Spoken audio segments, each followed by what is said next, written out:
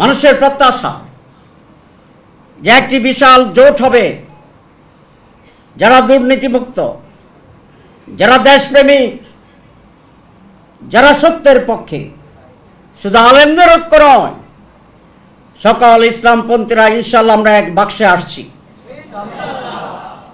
শুধু আমরা ইসলামপন্থীরা নই, জাতীয়তাবাদীদের একটি শক্তি আমাদের সাথে আসবে, দেশপ্রেমিক বাংলাদেশ পন্থীরা এক শক্তি আমাদের সাথে আসবে, যারা মনে করেন আমাদেরকে মৌলবাদে চিহ্নিত করে, বিদেশিদেরকে বিভ্রান্ত করে, আমাদেরকে একটা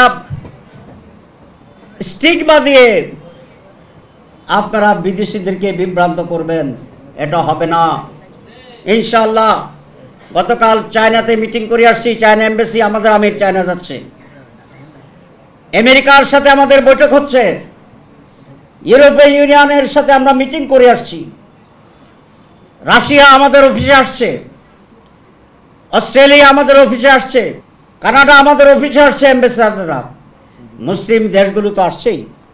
চীন তো আমিও গেছি, আরেকবার যাচ্ছি। সুতরাং তারা এটা বুঝে, তারা কনভিন্সড